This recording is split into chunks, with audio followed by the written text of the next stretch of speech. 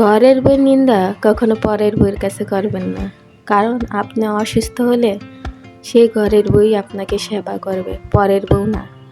আমাদের এই সমাজে এমন কিছু মানুষ আছে যারা নিজেদের ঘরের বউয়ের নিন্দা পরের বউয়ের কাছে গিয়ে বলে। হ্যালো এভরিওয়ান, আসসালামু আলাইকুম, welcome back to my another new video. আপনারা সবাই কেমন আছেন? আই হোপ অনেক ভালো আছেন। প্রতিদিনের মতো আজকেও আপনাদের মাঝে সারাদিন কি করি, কি রান্না করি, কিভাবে সারাদিন কাটালাম ওগুলোই শেয়ার করতে চলে আসলাম। তো এই তো সকালে উঠলাম, ফ্রেশ হয়ে ব্রেকফাস্ট করে নিলাম, মেয়েটাকেও খাইয়ে নিলাম। তারপর আবার যেহেতু শীতের বেলা অত তাড়াতাড়ি চলে যায়, সেই জন্য ফ্রিজ থেকে যা যা রান্না করবো সব কিছু নামিয়ে নিছি। তো এখন যা রান্না করব তা কোটা বাছা করে নিতেছি। তো এর ফাঁকিতে আমি ভাতও বসাই দিছি, আমার ভাতটা হয়ে গেছে। তো ডালও বসাই দিছি, ডাল বসাই দিয়ে আবার এখন সবজিগুলো কাইটে নিতেছি। আর যেহেতু এক চুলা, একটু একটার পর একটা ধাপে ধাপে রান্না করতে হয়। এই তো আপনাদের সাথে কথা বলতে বলতে আমার ডালও রান্না করা কমপ্লিট। আর আপনাদের মাঝে আজকে আমি একটা রেসিপি শেয়ার করব, ওটা হচ্ছে চালতার আচার।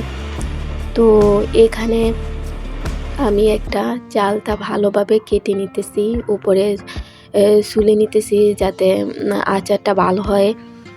তো আচারের জন্য আমি চালতাটা কেটে নিয়েছি, এখন ভালোভাবে ধুয়ে পরিষ্কার করে তো সিদ্ধ বসাই দিছি। আমার চালতাটা যখন সিদ্ধ হয়ে গেছে পুরোপুরি, তখন আমি পাটা দিয়ে একটু ছেঁচে দিতেছি যাতে আমার মশলাটা সব আর কি চালতার মধ্যে ভালোভাবে মিশে।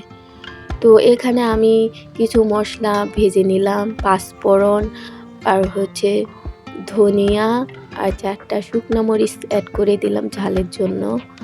আর এখানে আমি আবার কড়াই বসিয়ে দিয়ে সরিষার তেল অ্যাড করে দিলাম, খাঁটি সরিষার তেল।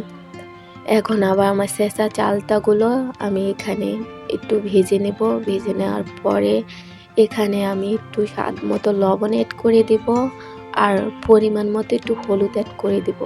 হলুদ অ্যাড করে দিলে কি হবে, আচারের কালারটা অনেক সুন্দর আসবে, এই জন্য এটা আমি হলুদ অ্যাড করে দেব। দেওয়ার পরে কিছুক্ষণ আমি এটাকে ভেজে নেব। ভাজার পরে যখনই না দেখবো পানিটা একটু টেনে আসছে, তখনই আমি এখানে গুড় অ্যাড করে দেব। আর গুড় দিয়ে আচারটা করলে কি হয়, কালার অনেক সুন্দর আসে, প্লাস খেতে কিন্তু অনেক মজার হয়। তো চেষ্টা করবেন গুড় দিয়ে আর কি আচারটা বানানোর জন্য। তো দেখেন এখানে আমি প্রায় 10 মিনিটের মতো আচারটাকে ভালোভাবে আর কি রান্না করে নিতেছি। তো এরকম রান্না হওয়ার পরে এখানে কিন্তু আমি শেষে একটু পানি অ্যাড করে দিছিলাম যাতে একটু গ্রেভি টাইপের হয়।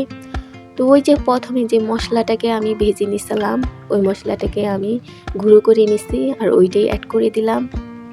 অ্যাড করে দিয়ে এখনও আমি কিছু কুক করে নেব, মানে অনেকক্ষণ রান্না করে নিব। রান্নার পরে আর কি যখনই না দেখবো একবার আচারের কালার হয়ে আসছে, তখনই আর কি আমি নামিয়ে নেব। তো আমার আচার হতে থাকুক আর আমি আপনাদের সাথে কথা বলতে থাকি। এই তো দেখেন প্রায় আমার আচার শেষ হয়ে গেছে। তো বিকালের দিকে আবার আমার শাশুড়ি একটু দোকানে গেছিলো, যেহেতু উনি রুটি অনেক পছন্দ করে। তো আটা শেষ হয়ে গেছিলো, ওই জন্য কিছু আটা আর একটা সাবান আর আমার মেয়ের জন্য একটা আইসক্রিম আর নুডলস আনছিল, ওগুলো আর কি রাইখা দিতেছিলাম। আর আজকে এই পর্যন্তই, নতুন কোনো ভিডিওতে দেখা হবে। আল্লাহ হাফেজ।